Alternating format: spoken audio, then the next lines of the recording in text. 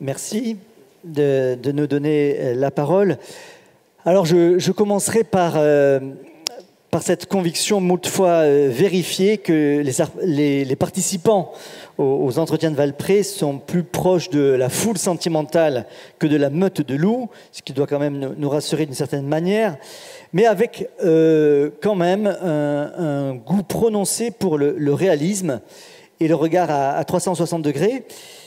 Et alors nous y voilà, parce que pour parler du vivre ensemble, il nous faut regarder, faire le tour du monde tel qu'il est, et donc voir, aborder maintenant, pendant ces trois quarts d'heure, comment les organisations en général, que ce soit des entreprises, des associations, des syndicats, etc., peuvent prétendre aider à faire société. Et comment pourraient-elles le faire en fermant les yeux sur la réalité de la solitude? C'est le thème de notre table ronde. Je commencerai en donnant quelques statistiques sur la solitude en France. Ces statistiques sont issues du rapport de 2023 qui a été édité par la Fondation de France et publié par le Centre de recherche pour l'étude et l'observation des conditions de vie, le CREDOC, publié en février 2024, donc les chiffres sont récents. On estime que dans ce rapport, que 11%, donc on va dire un Français sur 10 pour que le chiffre fasse mémoire, sont en situation d'isolement, mais le sentiment d'isolement multiplie par 2 ce chiffre. C'est un Français sur 5, soit presque 10 millions de personnes qui se sentent régulièrement seules, dont donc 16% sur ces 20% qui en souffrent de cette solitude. Alors les facteurs aggravants de la solitude, on les connaît, on va peut-être en reparler. C'est vivre dans le monde rural, donc dans un espace, on va dire, urbain qui est très diminué, donc où l'habitat est dispersé. C'est des lieux mal desservis par les services de mobilité, et ça, les jeunes sont particulièrement sensibles à ça. C'est évidemment la question de l'âge, donc plus on vieillit et plus on peut se retrouver en situation d'isolement. Et enfin, la précarité ou les faibles ressources, avec une mention spécifique des situations d'immobilité de personnes, en particulier de femmes au foyer dans les quartiers prioritaires. Juste un rappel statistique, les quartiers dits prioritaires en France représentent 5,5 millions d'habitants. Voilà. Donc, au cours de ce rapport, et en fait, c'est aussi au cours de la réflexion qu'on a eue en amont de notre rencontre, on a bien fait le distinguo entre l'isolement, qui est l'état d'une personne, voilà, qui a plusieurs critères, et la solitude, qui est un état émotionnel dans la situation que l'on traverse.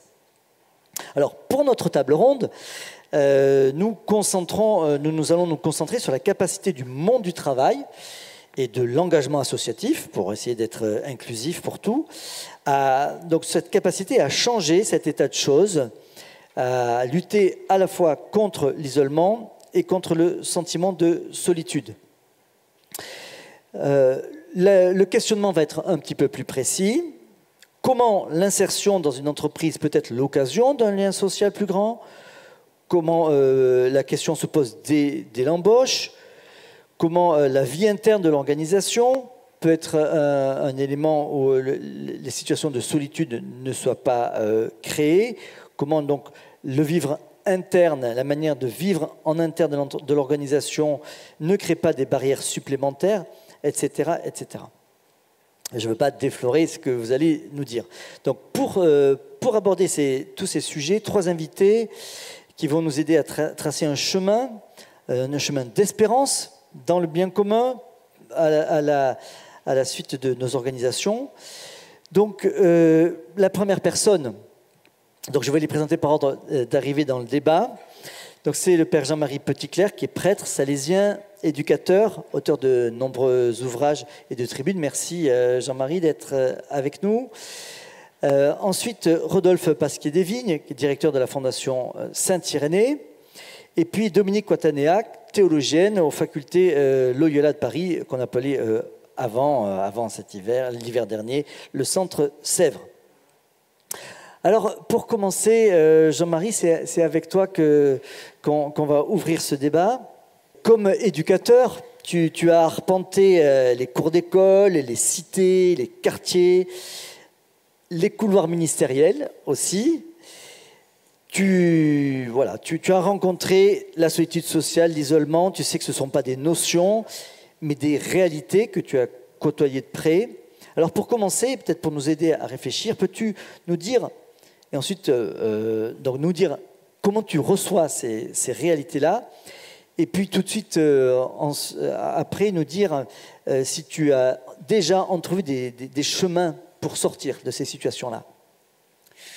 Oui, je crois que tu as raison de distinguer l'isolement, qui est factuel, l'absence de lien, de la solitude, qui est un sentiment, un ressenti. On peut être entouré et être seul. Je connais des lycéens, des collégiens qui sont entourés par tous leurs camarades de classe et qui se sentent très seuls dans l'incapacité de construire une relation d'amitié.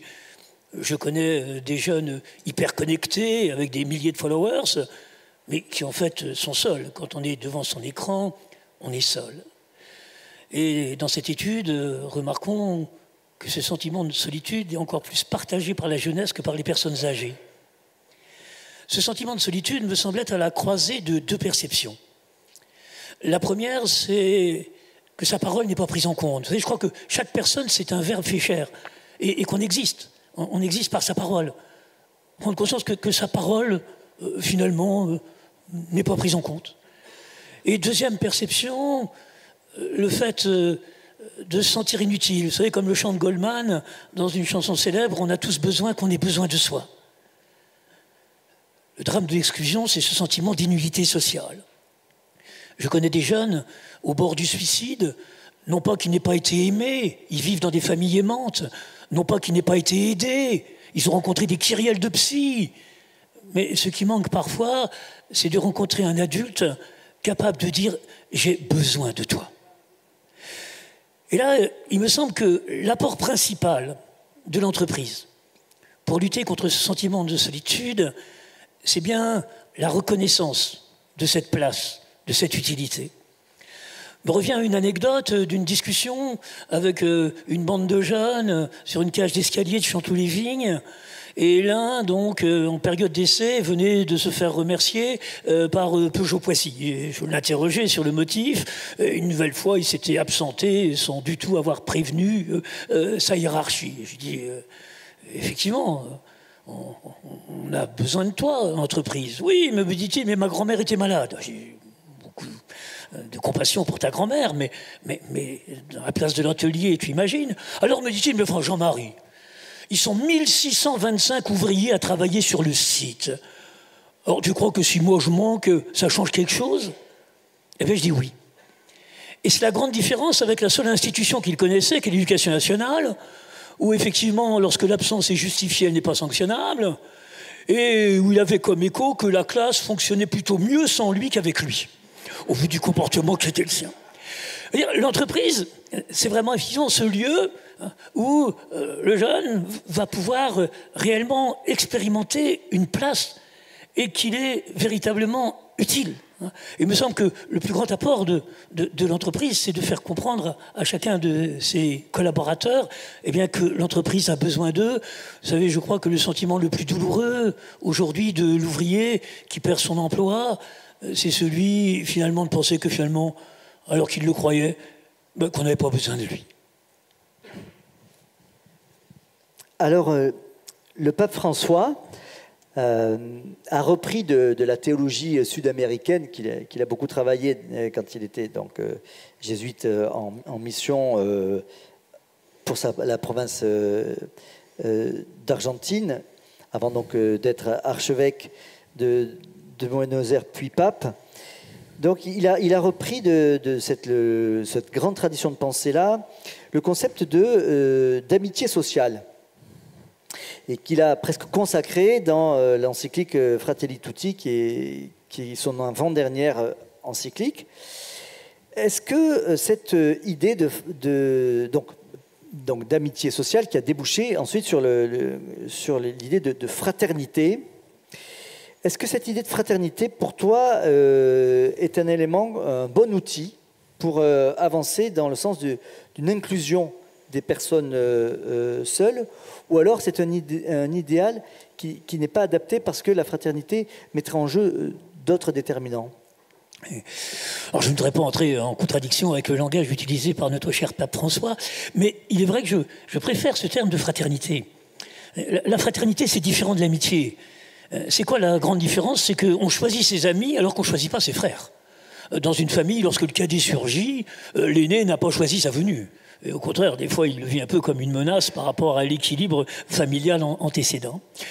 La fraternité, c'est aussi différent de la solidarité. Je vois que certains maires voudraient ajouter au fronton de leur mairie cette valeur de la solidarité, mais quand je donne 5 € à un SDF, je pose un geste de solidarité. Avec ces 5 €, il va peut-être se manger un sandwich ou bien s'offrir un verre de vin. Mais si je ne le regarde pas, si je n'écoute pas ce qu'il a à me dire, c'est pas un geste de fraternité.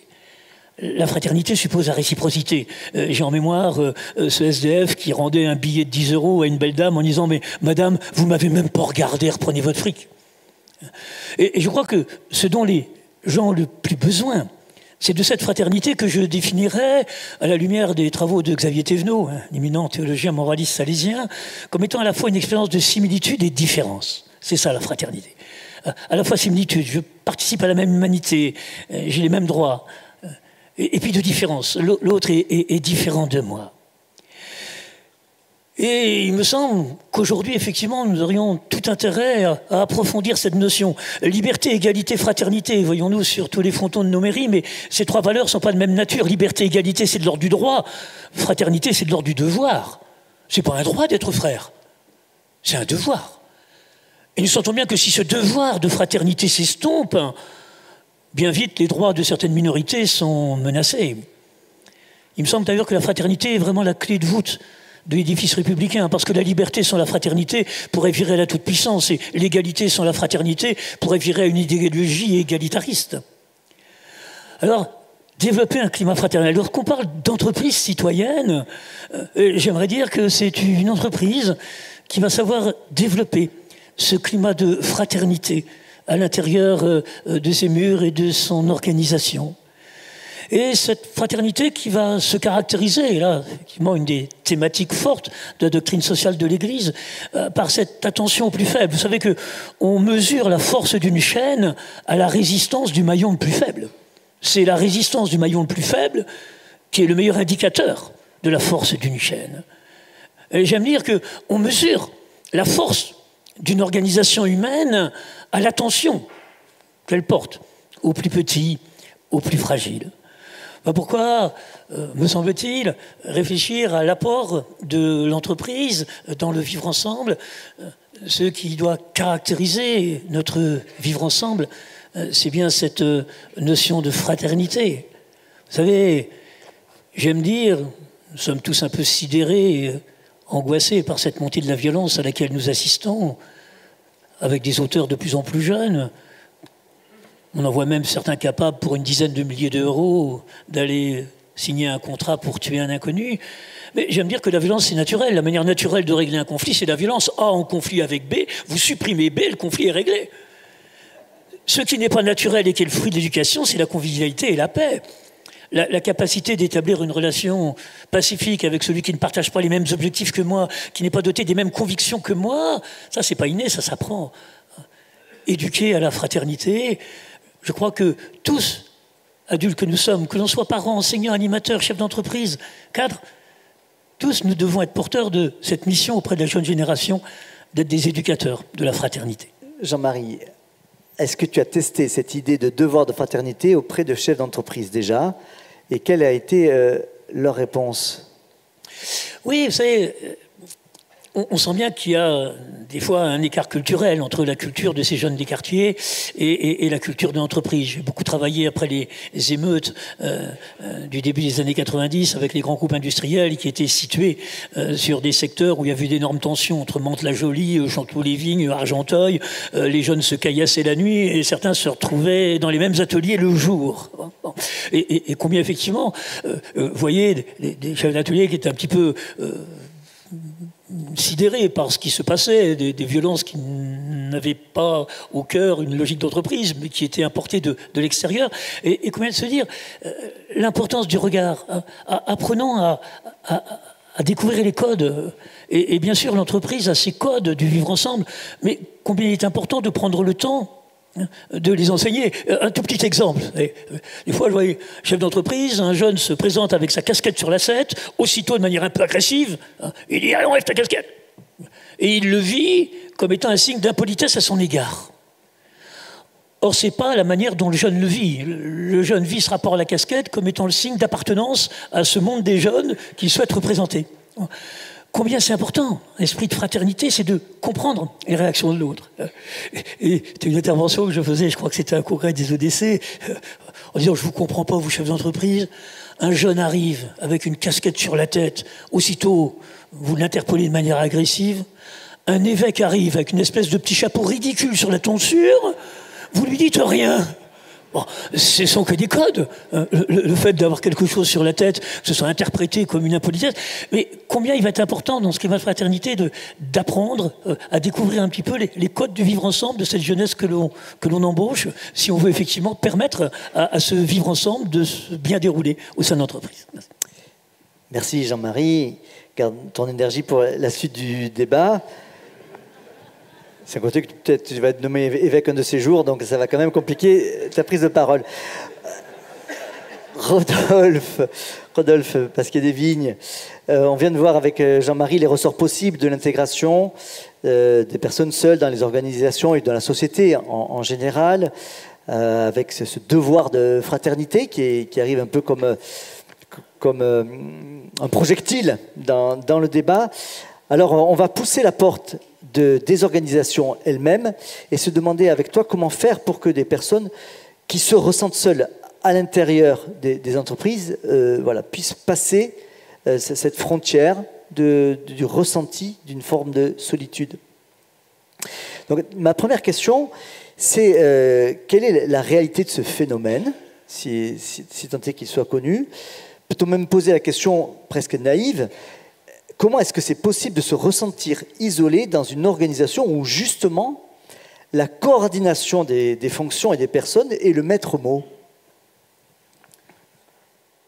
Alors, la première chose quand même, on l'a vu dans le débat précédent, c'est que l'arrivée d'un salarié dans l'entreprise, c'est d'abord un contrat individuel qui est basé sur une fiche de poste, des compétences, des missions, des objectifs personnels, le tout intégré dans une matrice. Donc effectivement, la structure de l'entreprise et la finalité du travail font qu'on crée d'abord une situation d'isolement où l'employé a d'abord et avant tout, dans sa relation à son employeur, à rendre des comptes sur ce qu'il a fait au titre de ses missions.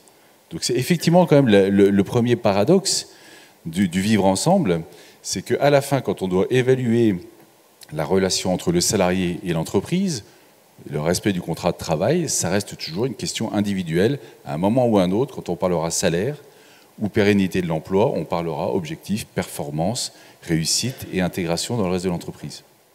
Est-ce que dans l'art du management, alors, on peut passer au stade 2 et essayer de vaincre cette première situation d'isolement? De quoi tu as été témoin, toi? Alors oui, on a entendu ça aussi avant. On a tous les efforts faits par les entreprises pour créer de la convivialité, faire en sorte que être à côté de son voisin, ça devienne un moment agréable à travers des moyens de briser la glace, comme du team building, comme des séminaires, ou simplement passer des bons moments à table. En fait, il y a une approche qu'ont beaucoup engagé les entreprises en ce moment autour d'actions sur la RSE, que j'ai trouvé très intéressante plutôt par les effets induits que ça peut avoir en termes de fraternité. Vous avez vu probablement beaucoup d'entreprises mobiliser leurs salariés sur des actions, par exemple courir ensemble pour le cancer du sein, courir pour elle, ou pour la mucoviscidose, participer à des actions de téléthon, faire des dons de congés payés ou bien des arrondis de salaire. Il y a énormément d'entreprises qui vont initier des actions pour clairement afficher leur intention d'avoir une valeur sociale, au-delà de leur valeur économique. Moi, ce qui m'intéresse le plus là-dedans, c'est ce qui se passe réellement dans l'entreprise, cet effet induit, où en fait vous allez voir des amitiés et des liens fraternels qui vont se créer entre des tas de gens de services différents, la production, la compta, la finance, la com, qui vont briser tous les clichés qu'ils vont avoir, les préjugés sur, de toute façon les gens de la com, ils sont comme ci, et puis les autres, c'est tous des bourrins, et ainsi de suite. Où en fait, on se retrouve ensemble à aller courir, ou à aller faire une maraude, ou à aller faire une collecte, et en fait, on crée une amitié durable, où les gens vont se retrouver, à nouveau, à la cantine, ou dans d'autres circonstances, et il sera vraiment passé quelque chose à ce moment-là, où ils se seront retrouvés, finalement, une affinité tout à fait autre, qui parle avec le cœur. Et c'est ça c'est là où je trouve que c'est très intéressant, c'est la générosité, faire amener les gens à être généreux vers les autres, qui les amène finalement à partager et créer une vraie amitié fraternelle entre eux, du lien social dans l'entreprise. J'ai envie de dire, en fait, en allant aider l'autre dehors, eh ben, je rencontre mon voisin. Et je trouve que c'est en fait une magie qui s'est créée à travers quelque chose dont ça n'était pas l'intention. Et je trouve que c'est très intéressant que les entreprises puissent poursuivre ce genre de choses. Mobiliser des gens sur une cause, c'est bien, mais en fait, pour un faible investissement, le retour derrière en termes de lien social dans l'entreprise est absolument incroyable. Mais est-ce que tu n'es pas en train de nous dire que l'entreprise redécouvre la Lune? On sait très bien que les personnes ont une personnalité cachée, enfin, non pas qu'ils en fassent mystère, mais en fait on ne dit pas tout de ce que l'on est dans une entreprise. Est-ce que c'est le rôle de l'entreprise que d'aller à cette frontière-là de la personnalité pour faire révéler des aspects cachés, donc dans ces moments autres que le travail, mais liés à la sphère du travail? Alors, c'est un aspect culturel intéressant. Effectivement, dans l'entreprise, on aime créer de la convivialité et les gens vont assez spontanément parler de leur hobby. Celui qui va faire l'UTMB, celui qui est allé faire l'Urban Trail, ceux qui vont faire d'autres marathons. Il y a des choses qui se connaissent, qui se partagent. Bon, moi je ne fais aucun des trois, donc j'ai pas beaucoup d'amis dans l'entreprise, c'est pas grave. Mais en fait, il y a déjà un premier réseau qui se fait, mais que j'appellerais assez superficiel. Et autour de l'action qu'on peut avoir dans la générosité qu'on a vers les autres, quand on va participer à des activités, justement, comme je disais, dans des maraudes, ou bien soutenir des actions dans une paroisse, ou bien faire des collectes par ailleurs, et ainsi de suite, en fait, j'ai une part de moi-même qui, dans la dimension intégrale de ma personne, n'est jamais prise en compte dans l'entreprise, et sur lequel j'ai une très grande pudeur. Les gens n'osent pas dire ce qu'ils font à côté. On sait très bien qu'un tel, il fait du sport, que l'autre, il fait de l'apiculture, que le troisième, il a une maison à la campagne où il adore faire du jardinage. Mais en fait, est-ce qu'on sait ce qu'il a été faire un peu plus loin? Et en fait, on en parle peu. Et là, le message que j'ai envie de passer, c'est qu'il y a, à mon avis, ici, un trésor caché absolument incroyable, d'une vraie fraternité qui peut se créer dans l'entreprise. L'autre jour, j'ai accompagné une association qu'on soutient, la Coiffure du Cœur, qui faisait donc une maraude à Perrache. Et j'ai découvert là-bas une personne, une dirigeante d'une grande banque nationale sur Lyon, et responsable du secteur entreprise, donc c'est quand même un métier important, qui était en train de couper les cheveux de SDF qui étaient là. Et je lui ai dit, mais c'est incroyable, j'aurais jamais cru que tu faisais ça. Il me dit, ah non, mais ça je le cache, hein, je fais bien, comme on l'a entendu tout à l'heure, vie privée, vie professionnelle. J'en ai vu un autre qui me disait, que j'ai rencontré une fois avec l'association Magdalena, qui fait de l'accompagnement des femmes qui veulent sortir de la prostitution, qui est directeur financier et juridique d'une grande entreprise. Je lui ai dit, mais c'est incroyable ce que tu fais. Il me dit, oui, non, mais on n'en parle pas. C'est mon jardin secret. Et c'est là où on peut revenir, puisque François voulait qu'on parle de doctrine sociale de l'Église, donc sur la dimension intégrale de la personne. En fait, la personne, quand elle vient au travail, elle n'a pas laissé son âme dehors. Et cette part d'âme, en fait, c'est ce qui va la rapprocher avec les autres. Donc l'enjeu pour le manager et l'enjeu pour les RH des entreprises, parce que c'est quand même un peu le sujet, c'est comment est-ce que j'arrive à faire en sorte que cette part de générosité, cette part du cœur que chacun a, je peux la faire émerger parce que c'est ça qui va rapprocher les gens, parce que c'est ça qui va faire que les voisins de bureau vont devenir en fait des gens qui se partagent beaucoup plus que simplement une culture d'entreprise, mais quelque chose de très profond en eux. et qui vont créer un réseau d'amitié, de relations extrêmement profond. Merci. Dominique, maintenant, on a besoin de ton regard pour continuer notre réflexion. L'éthique, d'une certaine manière, c'est la science du souhaitable possible. C'est donc cette question qui vient, comment regarder au-dessus du mur de la solitude avec le plus de réalisme possible pour créer du lien. Ma première question, c'est est-ce qu'il est légitime d'attendre des organisations, qu'elles soient des entreprises, des administrations ou autres, qu'elles endossent ce rôle de créer du lien au-delà de ce qui est strictement nécessaire dans la fonction professionnelle attendue. Voilà, est-ce qu'il existe aujourd'hui des expérimentations heureuses qui montrent qu'on peut déplacer cette ligne-là? Alors, je vais m'appuyer sur ce que viennent de dire Jean-Marie et puis Rodolphe à l'instant, en essayant de reprendre un des propos que je viens d'entendre avec vous tout à l'heure, qui consiste à dire, au fond, l'enjeu pour les entreprises aussi, c'est de décloisonner les esprits. Exactement ce que tu viens de souligner. Dire, au fond, peut-être que la mission, les valeurs que portent les entreprises pourraient être questionnées dans les deux sens. Je m'explique. Il y a énormément de générosité. Tout à l'heure, Jean Viard nous disait, mais la France est un pays extrêmement généreux. Et de fait, les expériences que nous venons de souligner montrent cette expression de générosité qui, généralement, trouve expression dans la vie associative. Et la vie associative, nous en avons tous besoin. Mais il y a des expérimentations qui me semblent porteuses de cette capacité qu'ont les entreprises, les associations, les politiques publiques de décloisonner ensemble les représentations de qu'est-ce que ça veut dire des sociétés inclusives qui luttent contre l'exclusion des derniers ou l'oubli des derniers. Si on inverse la dialectique du travail et si on ne commence pas par se dire il faut un poste de travail pour répondre au chômage de longue durée.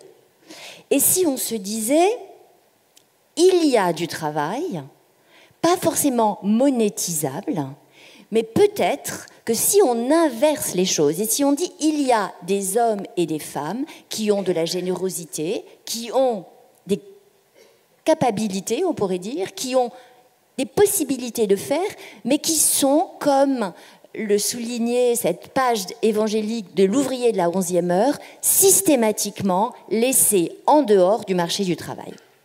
Et c'est cette inversion de la dialectique qu'a mise en œuvre une expérimentation dont je vais vous parler et qui avait Villeurbanne parmi les 10 territoires expérimentaux, il y a déjà 10 ans, c'est l'expérimentation territoire zéro chômeur de longue durée.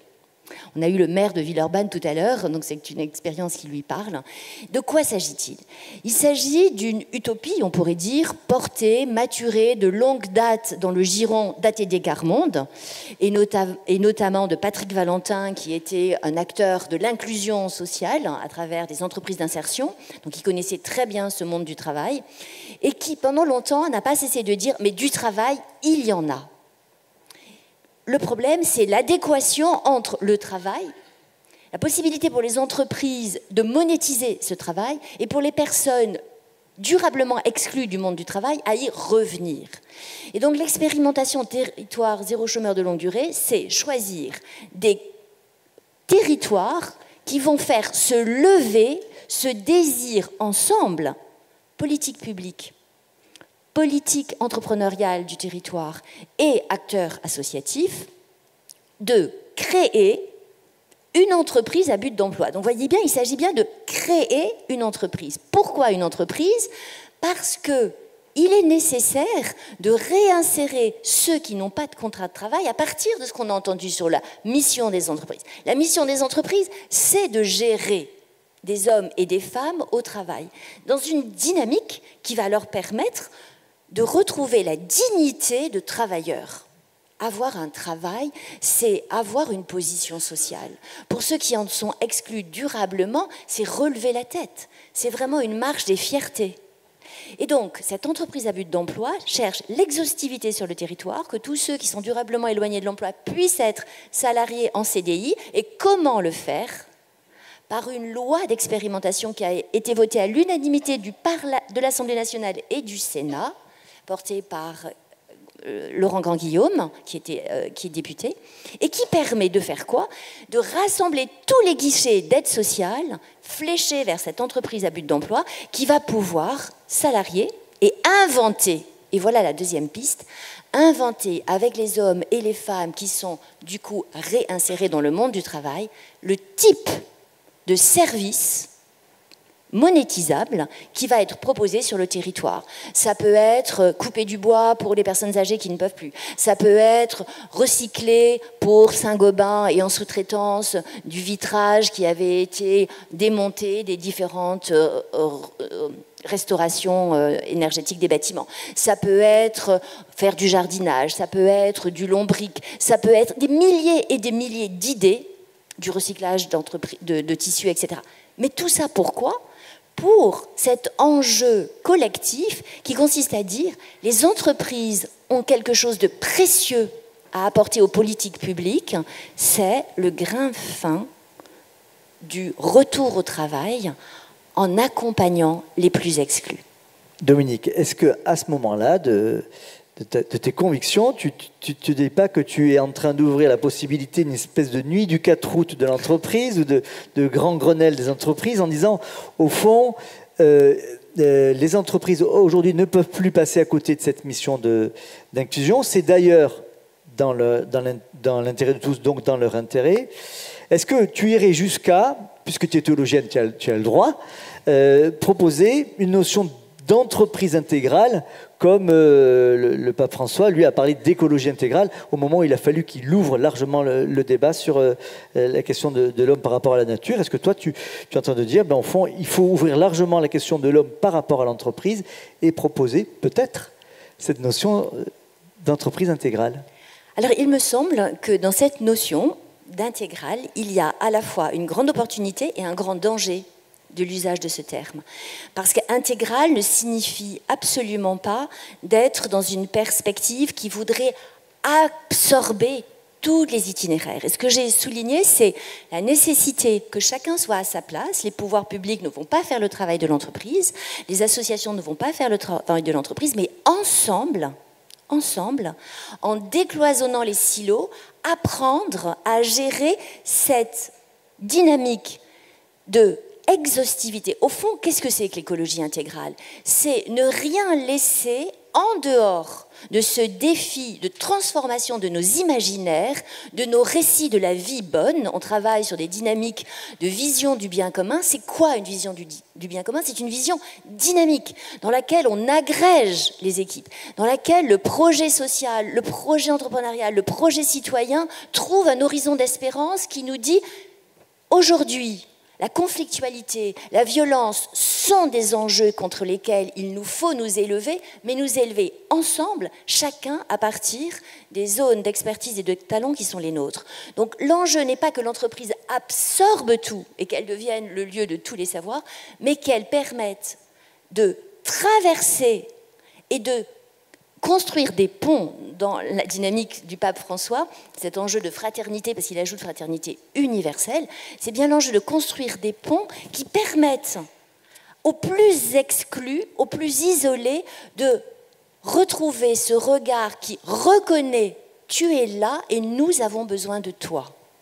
Bien sûr que tu es utile, précieux, unique, et que cela, les entreprises seules ne peuvent pas, les pouvoirs publics seuls ne peuvent pas, les associations seules ne peuvent pas, mais ensemble, créer des collectifs où l'enjeu du caractère intégral, de la vision, on pourrait dire 160 degrés, de ce qui permet de construire du commun et de s'y tenir pour aujourd'hui et pour demain, ouvre l'horizon d'espérance dont on cherche à trouver des germes qui nous permettent de dire « c'est possible, regardez, à Villeurbanne, à Mauléon, ça marche ».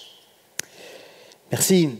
Alors, comme François Monrignard l'a dit, la Croix est partenaire des entretiens de Valpré. Dans l'hebdo de la semaine, l'hebdo de la semaine en fait met en titre Mon entreprise, laboratoire de la société, et on fait, on donne la plume à un certain nombre, enfin là, on donne la plume, en tout cas on tend nos pages à un certain nombre d'acteurs. Donc quand on a préparé notre table ronde, on n'était pas contre de faire ça in vivo. Donc on a encore 9 minutes et 42 secondes pour cette table ronde. On est prêt tout à fait à prendre des questions. Donc s'il y en a qui ont l'audace de le faire, vous pouvez vous lever et on prendra votre question. Mais on ne s'interdit pas de s'interpeller mutuellement. Et moi, j'aurais, donc, pour lancer le débat, s'il n'y a pas une question qui se lève tout de suite, demander à Jean-Marie Petitclerc, qui nous a parlé tout à l'heure du regard, quand Dominique propose aussi, en fait, de regarder mieux, de regarder largement, d'avoir un regard exhaustif sur la réalité pour proposer une nouvelle mission aux entreprises. Est-ce que c'est quelque chose qui résonne dans ta réflexion? On parle beaucoup du vivre ensemble. Mais il me semble que pour construire le vivre ensemble, le faire ensemble est le meilleur outil de construction du vivre ensemble. Parce qu'il s'agit simplement de se côtoyer dans un esprit de tolérance. Non. Et là, pour moi, c'est là la valeur d'entreprise. Et je trouve important, parce qu'on voit des fois, à la fois il y a une bonne image d'entreprise dans le monde des jeunes, parfois elle est moins bonne dans le monde des éducateurs. Une entreprise, c'est un groupe d'hommes et de femmes qui se réunit pour produire un bien ou un service qui va améliorer le bien-être de nos concitoyens. C'est ça l'entreprise. Combien je regrette aujourd'hui que les aspects financiers viennent en premier. Je vois effectivement le chef d'entreprise qui va parler d'entreprise, ça va d'abord être les chiffres. C'est comme si j'expliquais à mes paroissiens que la messe, c'est l'occasion d'avoir une quête. Ça serait quand même un petit peu, à mon avis, un peu limité. Bon, tant mieux, bien sûr, la paroisse aura besoin de l'argent des fidèles. Bon, mais c'est au service, tout ça. Bon. Donc, retrouver, je crois que c'est important, ce sens de l'entreprise et de permettre effectivement à ces jeunes d'être associés à un faire ensemble en ayant sa place. Pour moi, c'est ça la part spécifique que peut porter l'entreprise à la construction de ce vivre ensemble. C'est bien de rester dans cette idée du faire ensemble. Alors, est-ce qu'il y a des vocations de journalistes parmi vous pour poser une question à nos intervenants?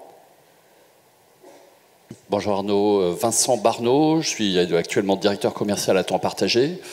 J'ai beaucoup travaillé en grande entreprise. Et la question que je me pose, c'est comment articuler ce que vous dites, qui est très fort sur la fraternité, avec la manière dont on gère l'entrée des personnes dans l'entreprise, processus de sélection, on en prend certains, pas d'autres. Et puis les situations où on est amené à faire sortir des gens de l'entreprise, alors soit parce qu'ils ont des comportements individuels qui posent problème, par exemple quelqu'un qui met en danger la sécurité, la sienne et celle des autres, qu'on peut être amené à exclure, ou bien la situation économique globale de l'entreprise, on entend parler des plans de licenciement actuellement, et donc on est amené à se séparer, l'entreprise est amenée à se séparer d'un grand nombre de collaborateurs. Donc comment penser de la fraternité avec cette réalité de la gestion des équipes? Merci. Merci. Alors Jean-Marie, on va te demander de rendre compte du mot fraternité que tu as apporté dans le débat, et puis peut-être Rodolphe aussi nous donner ton regard sur cette question de la gestion des ressources humaines en entreprise et de l'idéal du devoir de fraternité, comme tu disais tout à l'heure, Jean-Marie. Non, mais on comprend bien effectivement la nécessité pour l'entreprise de s'adapter au marché, de ne pas pouvoir tolérer des comportements inacceptables. Moi, ce qui me paraît important dans cette notion de fraternité, c'est la question du respect. Le respect de la personne dont on va se séparer, le respect de la personne dont on remet en cause les comportements. Vous savez, j'effectue une différence entre la notion de tolérance, qu'on parle beaucoup de tolérance pour le vivre ensemble. Moi, je préfère la notion de respect, parce que quand on parle de tolérance, on parle de quoi? Est-ce que c'est la tolérance vis-à-vis des personnes? Ça me paraît un peu limité, je tolère mon voisin, c'est vraiment le minimum syndical. Je respecte mon voisin. Mais il y a tout un discours politico-médiatique où on installe la tolérance au niveau des personnes, puis on dit qu'il faudrait tolérer toutes les idées, tous les comportements. Non, il y a des idées qui font avancer la fraternité, d'autres qui la font régresser. Il y a des comportements qui font grandir la fraternité, d'autres qui la détruisent. Mais ce qui me paraît important dans le respect, moi je revendique comme éducateur le fait d'être intolérant sur certains comportements des jeunes que je côtoie. J'essaie de les respecter toujours. Mais bien sûr, je vais être intolérant par rapport à des comportements de vol, de viol, d'agression. On ne peut pas éduquer dans la tolérance, on éduque dans les valeurs. Par contre, respecter. Et donc ne jamais identifier, ce qui me paraît important, c'est de ne pas identifier la personne à ses comportements. Jamais vous m'entendrez parler d'un jeune délinquant.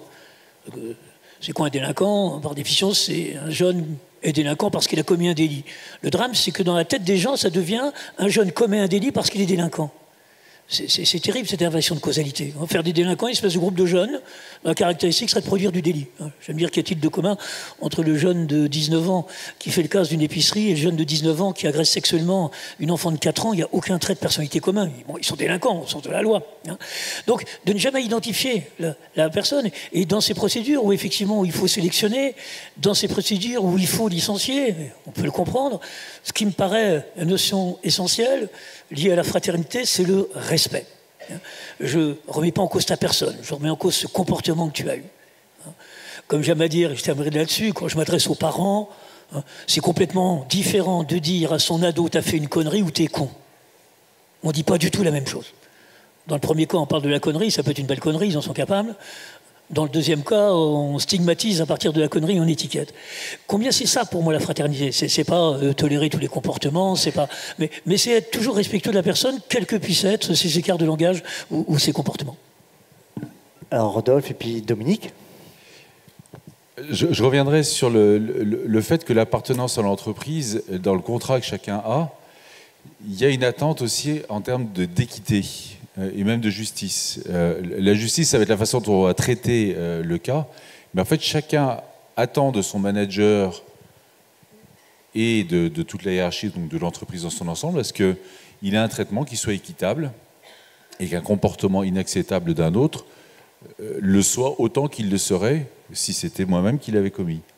Donc, en fait, je pense que dans le corps social, il peut y avoir fraternité que dans la mesure aussi où les règles du jeu que donne l'entreprise sont appliquées avec équité entre tous les participants. Elles doivent être appliquées avec respect et justice, comme le disait Jean-Marie, mais c'est vraiment pour moi, c'est une condition sine qua non. On peut créer la fraternité, mais d'abord, il faut que tout le monde ait droit aux mêmes règles du jeu. Que nous dit notre théologienne? Alors, c'est simplement l'expression de cette question, le respect des règles communes, qui est effectivement extrêmement difficile pour des hommes et des femmes qui ont été exclus de ce type de régulation. Et dans les entreprises, donc dans les entreprises à but d'emploi que nous avons travaillé avec la Fondation Jean Rodin, parce qu'elles sont soutenues notamment par le Secours catholique, qui est très impliqué dans le processus, l'enjeu, c'était, dans ce monde entrepreneurial, en effet, vous avez raison, quand on quitte l'imaginaire de l'associatif, qui serait un imaginaire faux d'ailleurs, dans lequel il n'y aurait pas de règles, il y en a bien sûr, de respect mutuel, à la fois d'inconditionnalité, de la reconnaissance des personnes, mais en même temps aussi de capacité à dire « là, ton comportement est inacceptable ». Donc vous voyez, l'enjeu de passage, on pourrait dire, à cette entreprise et à ces liens entrepreneuriaux au sein de collectifs de retour à l'emploi, consistait à se dire, mais nous aussi, entreprise à but d'emploi, on va être et on est confrontés à la nécessité d'accueillir de nouvelles personnes, de nouveaux salariés, mais aussi de licencier. Et vous voyez, ça a été vraiment un retournement de l'imaginaire en se disant, bah oui, comment le faire de manière respectueuse et en même temps pour ne pas mettre en danger l'ensemble du projet et l'ensemble des collaborateurs. Donc, de fait, c'est une question, parce qu'il y a aussi, dans des entreprises à but d'emploi, il y a le droit du travail qui s'applique, donc les règles de ce droit du travail, des syndicats, un CSE, etc. Et donc, des partenaires sociaux qui apprennent ensemble ce que signifie respecter ou abuser de ce contrat de confiance qui est tissé les uns avec les autres, pour que du coup, les rites aussi, moi je suis très frappée de voir à quel point, avec des personnes qui ont connu la grande précarité, l'enjeu des règles et des rites sont très très structurants et réconfortants. Ah oui, à ATD, ah oui, dans les équipes du SAPEL ou de la Pierre d'Angle, ce qui est important, c'est qu'on nous écoute, on nous respecte et on a des règles. On a des règles. Confidentialité, par exemple, dans le groupe, mais aussi non-violence. Voilà. Et quelqu'un sera là pour être garant de cette règle. Merci beaucoup.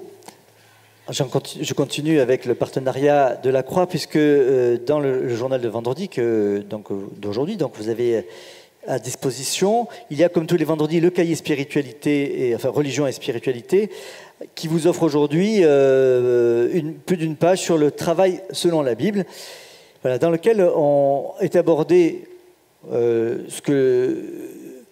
revisiter la question du travail, souvent présentée comme une punition, alors que dans la Bible, ce n'est pas le cas. C'est aussi l'occasion d'une réalisation de soi et d'un collectif. Et dans le collectif créé par le travail, il y a la notion de repos qui, selon la Bible, est indissociable du travail. Donc, étant donné le travail que vous avez fourni et l'attention dont nous avons tous fait preuve depuis ce matin, je pense que c'est un bon signe de finir avec cette notion de repos bien mérité. Merci. Merci Arnaud, merci à vous.